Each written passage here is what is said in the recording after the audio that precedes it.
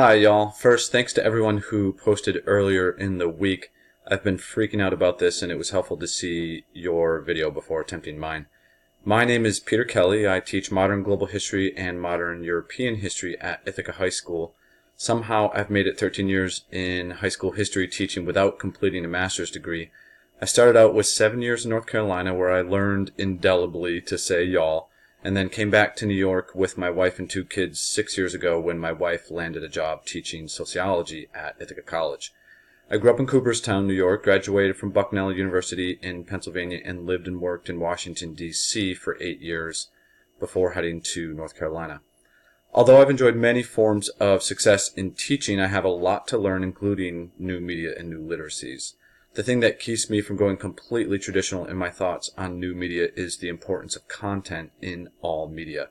Whether I'm having students write an essay, make a poster, engage in oral discussion, or work in new media, the common factor behind the best work in all these media is content. Students who know a lot of historical facts have more to choose from when it's time to express understanding and evaluate texts, among other skills. So, in this course, I'm keeping an eye out for ways new media can be used to not only express historical understanding, but how it can be used to build it. As for new media, I have made some use of Google Classroom, mainly to organize assignments and materials outside of class.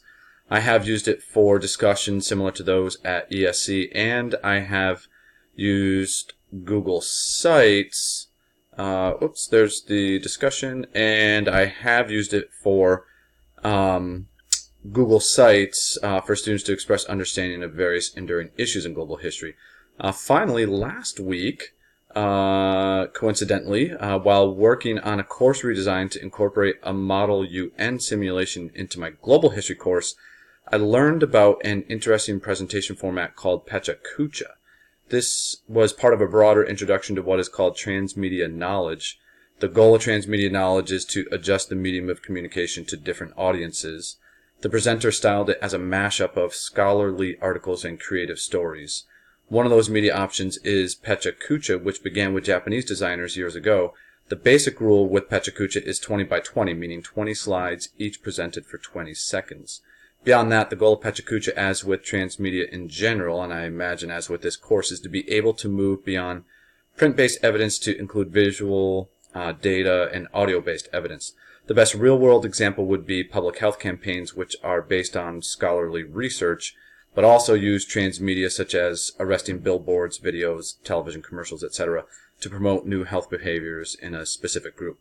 I hope it will support a more emotional experience for students in the Model United Nations. Thanks again for your support in going first, and I look forward to learning with you all this semester.